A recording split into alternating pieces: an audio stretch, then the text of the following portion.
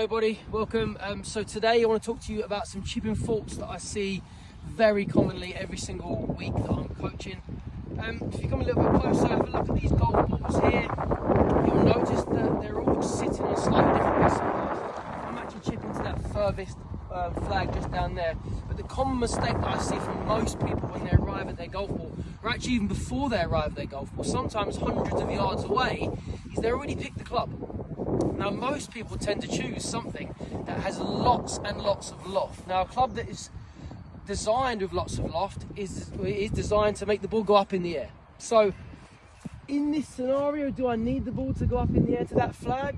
Probably not. The only part that I need to avoid maybe is this longer grass. This grass over here, the fringe and the green is going to be quite predictable.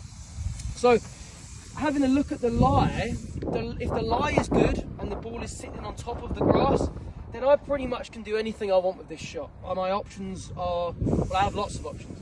If the ball is sitting in a bad lie, okay, so where maybe part of the ball is maybe below the surface around it, or there's lots of grass around it, then my options become very, very limited. So come and have a look at these ones just here, guys. This one just here is actually sitting, if I move the ball, you'll see it's actually sitting in a little hole there.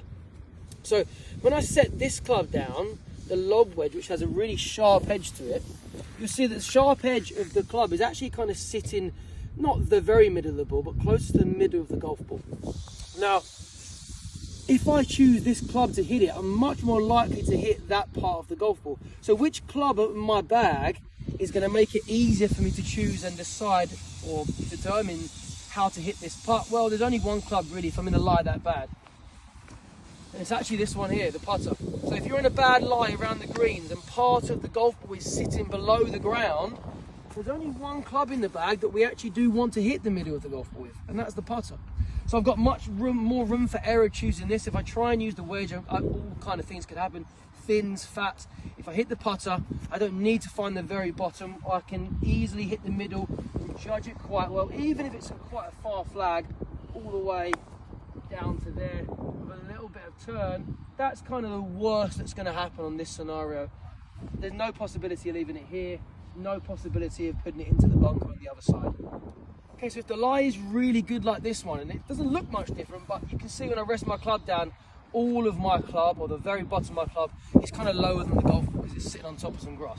So as I said, I've got any option for me. I can hit any shot I want, but some shots and some clubs that I'm choosing are going to have much less room for error and make the chance of me fatting or thinning the golf ball much higher. So when I choose this shot here, the only thing I want to worry about is getting over this, and then actually I want the ball to then start rolling as soon as possible to make it much easier.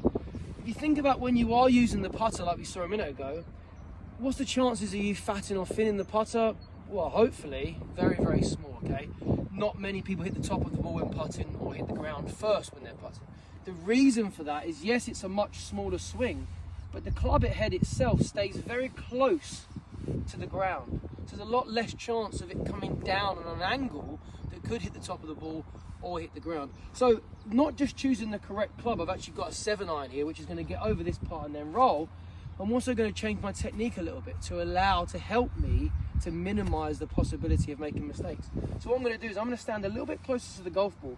I'm actually going to start with my arms stretched out and my wrists nice and straight. My hands are down the club a little bit, and if you watch the technique, you'll see that it's just rocking the club backwards and forwards. I'm listening for that little brush sound, but it's much more like a putt. My club is staying much more level to the ground. That allows my club to have more chance of finding the bottom of the golf ball and popping it off the turf. Less chances for fat and thin shots, which is all we're trying to do in this scenario, trying to give the ball the best chance of getting close to that hole. So a little bit closer, hands down the club, start them straight, keep them straight, more like a putt. And hopefully you'll have much more chance of getting that ball nice and close to the hole without having to worry about those fat and thin shots. So give it a go, get your 7-iron out, use a putter if you're in a bad lie. Don't be afraid to do that. Don't let your ego take over, even though your friends might be telling you to grab the lob wedge. Get your putter out, get your 7-iron out, and get it close to the hole.